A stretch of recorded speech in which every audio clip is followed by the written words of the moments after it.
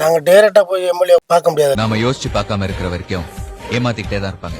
Election வரும்போது தான் ஓட்டு கேட்டு வீட்டுக்கு வராங்க. ஓட்டு வாங்கினதுக்கு அப்புறம் நடவடிக்கை எடுக்கிறதே கிடையாது. 5 வருஷத்துக்கு ஒருக்கா வருமே எலெக்ஷன் தான் வரும். கண்டுபிடிச்சாங்க. எம்எல்ஏங்கிறவர் யாருன்னு எங்களுக்கு தெரியாதுங்க. நீங்க ஒரு எம்எல்ஏ இதெல்லாம் கேட்க வேண்டாம். நல்லது செய்ய முன்ன வராங்கன்னு சொன்னா அவங்க பாதையில தான் நான் நிப்பேன் முன்ன. லட்சியத்தோட அங்க வந்திருக்காங்க. வெல்கம். நம்ம வாசல் தேடி சாரல் வரும், திருவானம் தூவும் தூரல் வரும். வர எலெக்ஷன்ல எம்எல்ஏவுக்கு சுயேட்சை வேட்பாளராக நினைக்கிறேன். நம்ம ஊர்ல என்னென்ன அடிப்படை வசதி உங்களுக்கு தெரிஞ்சு போறா இருக்கு? உங்களுக்கு என்ன அந்த பஸ் வசதி வரணும். மெயின் பஸ் வசதி வரல. குளிக்கிற குளங்கள் வந்து தூர் வரணும். இதனால வரைக்கும் இந்த ஸ்டெப் வந்து எடுக்க கிடையாது. நாங்க டைரக்டா போய் எம்எல்ஏ போய் பார்க்க முடியாதுல்ல. ஏன் பார்க்க முடியாது? நாங்க டைரக்டா போய் பார்க்கணும்னா அதுக்கு அப்பாயின்மெண்ட் வாங்கணும். அது யாரை பிடிக்கணும், என்ன செய்யணும், எங்களுக்கு என்ன தெரியும்? இந்த சூழ்நிலையில தனிச்சு மக்களுக்காக நான் நிக்கிறேன்னு சொல்ற எனக்கு உங்களுடைய சப்போர்ட் ஆதரவு கிடைக்குமான்னு கேக்குறேன். கண்டிப்பா கிடைக்கும். எங்க ஊருக்கு நல்லது செய்யறீங்கன்னா எந்த கட்சியில கண்டிப்பா போனோம். எந்த கட்சிகள் தனியா நிக்கிறாரு. எந்த கட்சியும் இல்ல ஐயா. தனிச்சுட்டீங்கன்னா சரிங்கய்யா, நானே போனேன். சரியா, ஓகேயா, ஓகேயா. ஊர்ல முக்கால் பேர் மாத்துறேன். சரிங்க, ரொம்ப நன்றியா. கம்பத்து கம்பம் லைட் போடணும். பஸ் வசதி, மினி பஸ் போடணும். அந்த குளங்கள் கொஞ்சம் சரியா பண்ணணும். ஏரி குளங்கள் மக்களோட மக்களா இருக்கிற மாதிரி ஒரு எம்எல்ஏ கிடைச்சா நீங்க ஓட்டு போட்டு சப்போர்ட் பண்ணுவீங்களா? கண்டிப்பா. அதுக்குதான் நான் வரேன் சுயேட்சையா. கண்டிப்பா. உங்க ஆதரவு கிடைக்குமா? கண்டிப்பா கிடைக்கும். நம்ம தொழில் தான் நிக்கிற எம்எல்ஏவுக்கு உங்க ஊர்ல அடிப்படை வசதி என்ன குறை? ரோடு தான் இருந்தது. பஸ் வசதியும் வர வேண்டியது அதிகமா நம்ம ஊருக்கு எவனும் செய்யல. இப்ப நிக்கிறவங்க சுத்தமா ஒண்ணும் பண்ணல. இப்ப நான் சுயேட்சை எம்எல்ஏ நிக்கிறதுனால உங்களுடைய சப்போர்ட் ஆதரவா எனக்கு கிடைக்குமா? கிடைக்கும். இன்னும் வேலை வாய்ப்பு ஒன்னும் 100 நாள் வேலையே கொடுக்க முட்டுறாங்க. இன்னும் வேலையும் படிச்சவனுக்கு எவனுக்கும் யாருக்கும் வேலையும் இல்லை.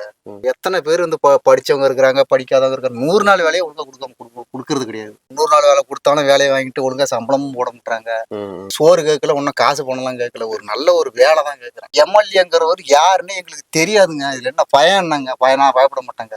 அவர் யாருன்னு எனக்கு தெரியாது இன்னும் வரைக்கும். நாங்களாம் ஓட்டு போட்டு தான் இருக்கோம் 5 வருஷத்துக்கு ஒருக்கா.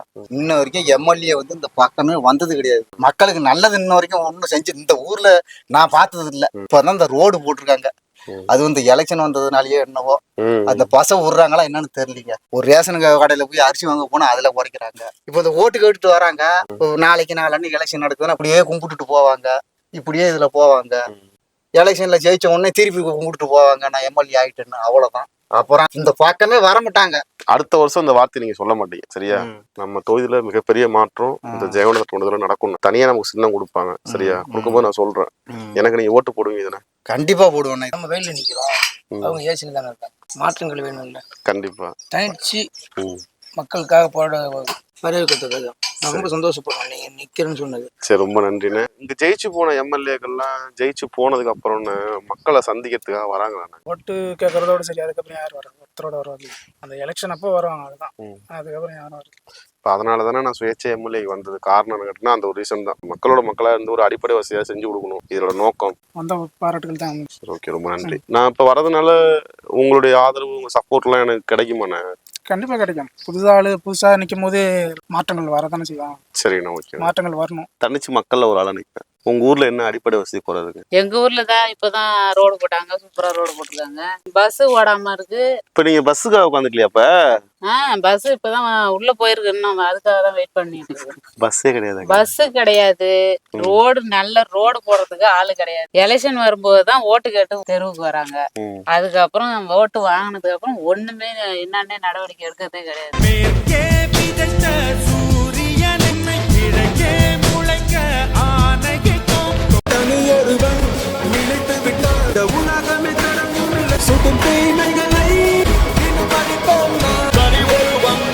நான் எம்எல்ஏவுக்கு நிக்கிறேன், சரியா? நான் பெரிய ஆளா வரத்து நிக்கல, இந்த மக்களுக்காக நிக்கிறேன். மக்களுக்காக தான். அப்புறம் என்ன பெரிய ஆள் தான் எல்லாருக்கும் மக்களுக்கு. சரி, ஓகே. எனக்கு ஓட்டு போடுவீங்களா? போடுறோம், போடு. கண்டிப்பா போடுறோம். இப்ப நான் சுயேட்சை எம்எல்ஏ நிக்கிறேன். உங்க கருத்து என்ன? வாங்க, மாற்றம் எதிர்பார்ப்போம். கண்டிப்பா தானே? இல்ல கட்சி கன்ஃபார்ம் தான். கட்சி எல்லாம் பார்க்கல.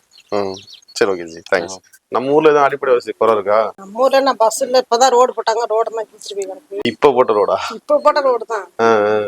போன மாசத்துல தான் போட்டுச்சு. இதுக்கு முன்னாடி ஜெயிச்சு போன எம்எல்ஏ எல்லாம் நம்ம ஏரியா பக்கம் வந்திருக்காரா?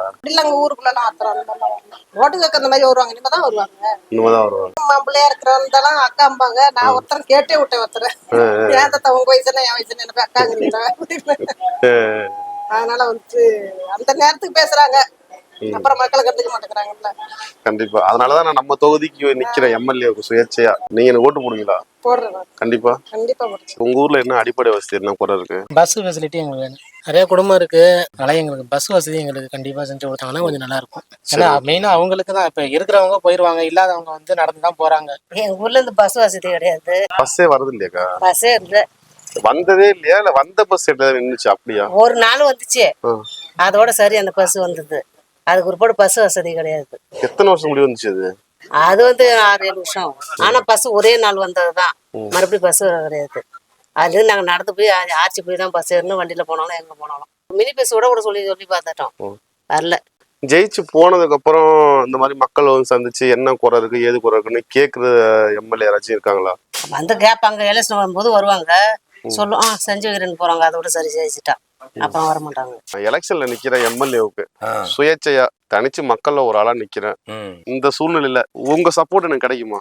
சத்தியமா கிடைக்கும். நல்லது செய்ய முன்ன வராங்கன்னு சொன்னா அவங்க பாதையில தான் நான் நிப்பேன் முன்ன. ரொம்ப நன்றியா, அந்த நம்பிக்கை காப்பாத்துவோம். சரியா?